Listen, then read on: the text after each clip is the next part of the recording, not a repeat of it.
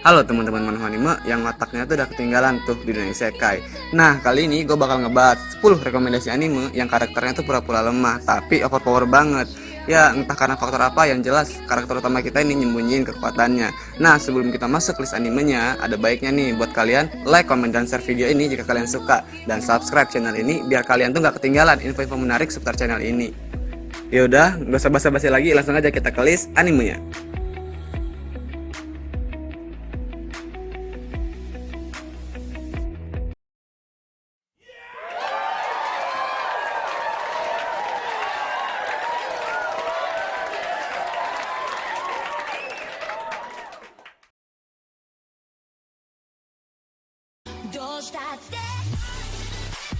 Seiken no Blacksmith rilis perdana 2009. Nah, walaupun anime ini tergolong anime lama, tapi tetap tuh masih recommended banget buat kalian masukin playlist kalian. Ya, hitung-hitung ngilangin waktu coli kalian lah ya kan. Nah, anime ini sendiri nyeritain tuh, dulu ada suatu perang tuh, perang yang sangat tragis di mana kekuatan iblis terlibat dalam perang tersebut. Nah, setelah perang itu usai, kekuatan iblis dilarang dan dunia kembali ke perdamaian. Cecilia Campbell adalah seorang ksatria yang telah mencari-cari seorang pandai besi buat ngebagusin pedang lamanya. Nah, suatu hari dia tuh melihat seorang pria bertarung melawan seseorang yang menggunakan kekuatan iblis. Si pria itu ngalahin dia dengan satu pukulan pedang. Nah, pertemuan inilah yang menjadi penentu sebuah awal dari petualangan mereka.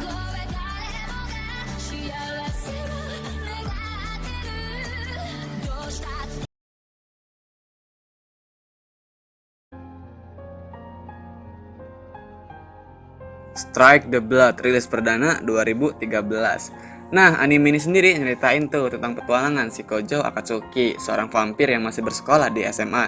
Nah, si Kojo ini nggak mau tuh buat nunjukin kekuatannya pada orang lain. Kemudian datanglah Yukina Himeragi, seorang siswi SMA dan juga saman berpedang yang ditugasin buat ngawasin si Kojo ini. Nah, ceritanya tuh bertempat di distrik Demon, kota Itogami, sebuah pulau buatan manusia di perairan Jepang yang dibuat khusus tuh buat para monster. Ternyata si Kojo ini adalah progenitor keempat, yaitu vampir kuat luar biasa yang bisa ngancurin keseimbangan antara ketiga progenitor lainnya.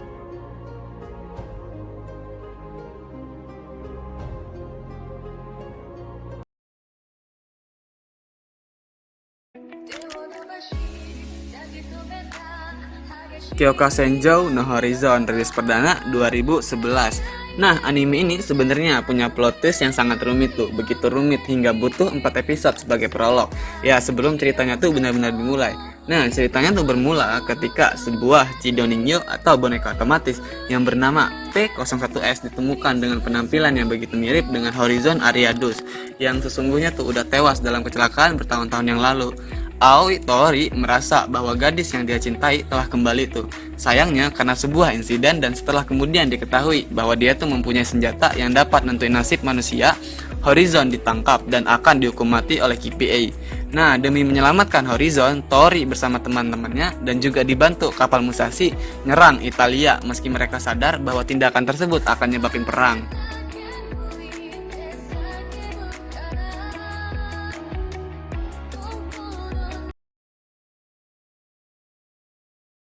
Death Marker Hajimaru rilis perdana 2018. Nah, anime ini sendiri nyeritain tuh tentang perjalanan seorang programmer yang berusia 29 tahun yang bernama Suzuki Ichiro. Nah, dia tuh ngedapetin dirinya terjebak dalam sebuah game RPG fantasi. Dalam permainan tersebut, dia adalah seorang anak berusia 15 tahun yang bernama Sato. Nah, mula-mula dia tuh ngira sedang bermimpi, tapi pengalaman yang sangat nyata itu tuh berkata lain. Nah, karena kemampuan yang kuat yang dimilikinya dengan penggunaan yang terbatas, dia tuh akhirnya menyapu sepasukan kadal dan menjadi petualang tingkat tinggi. Nah, si Sato ini mutusin tuh buat menyembunyiin levelnya dan berencana buat hidup dengan damai dan bertemu orang-orang baru. Namun, perkembangan dalam cerita game seperti kembalinya Raja Iblis dapat menyebabkan gangguan tuh pada rencananya Sato yang maksa si Sato buat ngegunain semua skillnya dan ngasih tahu yaitu levelnya yang tinggi.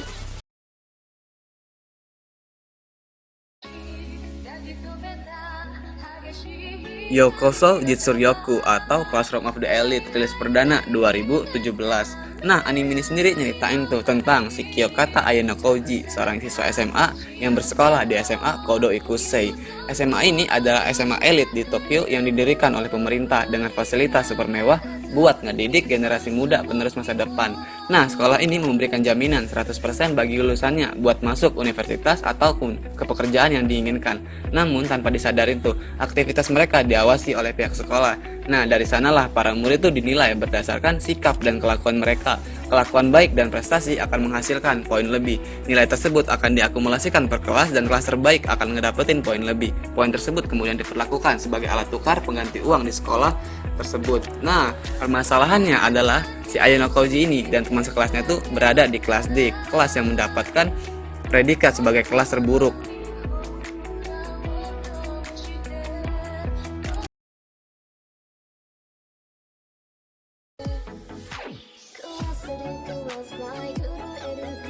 Saiki Kusuo no Pusinan tayang perdana 2016. Nah, buat kalian tuh ya yang cari anime komedi dan lucu tapi tetap tuh ngusung unsur-unsur overpower, cocok banget tuh buat nonton anime.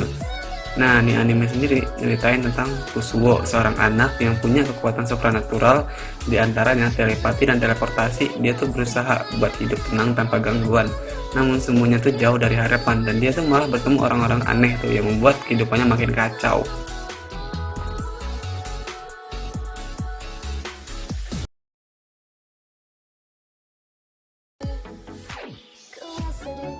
Mahoka Koko no Retousei tayang perdana Spring 2014. Nah, anime ini sendiri nyeritain tuh pada awal abad ke-21, sihir yang telah lama dianggap sebagai cerita rakyat kini menjadi sebuah teknologi yang sistematis dan sudah diajarkan sebagai keterampilan teknik.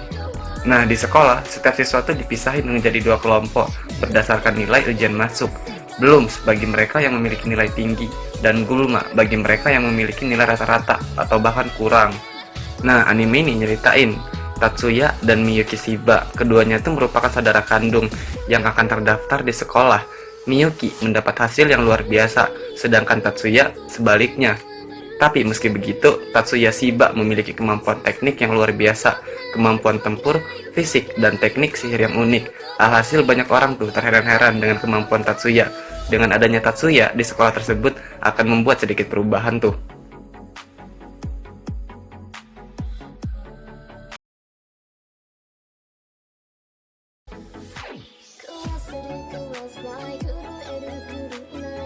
Plunder tayang perdana Winter 2020.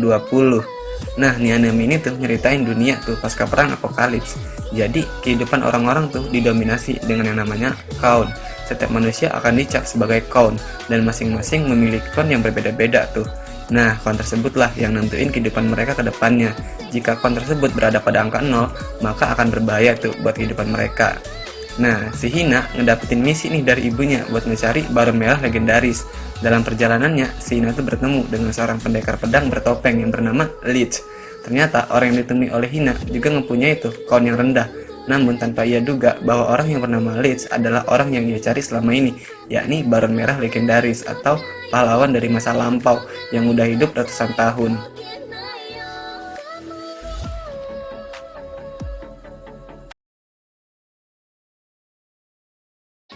Nora Gami rilis perdana 2014. Nah, anime ini sendiri nyeritain tuh tentang petualangan si Yato, seorang dewa tidak terkenal. Nah, kalau kalian mau tahu, si Yato ini dulunya tuh sangat terkenal dan sangat ditakuti. Ya, si Yato ini dikenal sebagai dewa bencana. Nah, si Yato ini ngelakuin tuh pekerjaan sehari-hari sambil membasmi para phantom, yaitu sejenis kumpulan roh jahat yang mengganggu manusia. Nah, ketika sedang menjalankan pekerjaannya, dia tuh hampir tertabrak sebuah truk, tapi diselamatin oleh Hiyori Iki. Karena kejadian itu, roh Hiyori mudah terlepas dari tubuhnya sewaktu-waktu dan menjadikannya setengah phantom. Nah, Hiyori yang ingin tubuhnya kembali seperti semula memohon kepada Yato setelah mengetahui dia tuh adalah dewa. Tapi Yato sendiri sebenarnya tuh nggak tahu cara ngembaliin tubuh Hiyori seperti semula dan terus berkelit tuh. Nah, seiring dengan keterlibatan si Hiyori ini semakin dalam dengan dunia para dewa dan phantom, Hiyori pun semakin memahami bagaimana sebenarnya kehidupan para dewa, hubungan mereka dengan regalianya, dan kenyataan mengenai siapa Yato itu sebenarnya.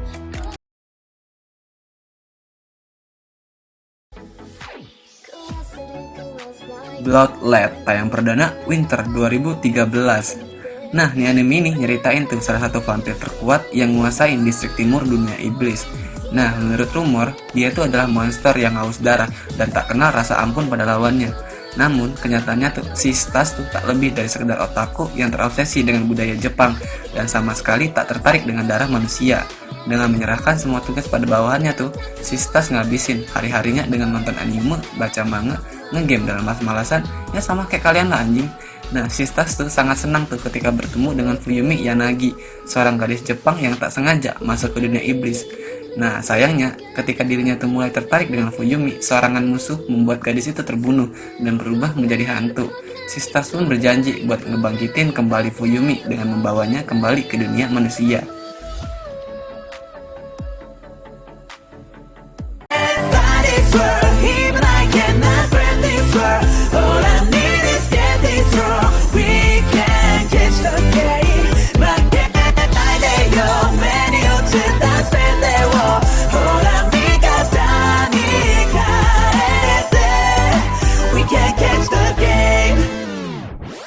Cause it's in a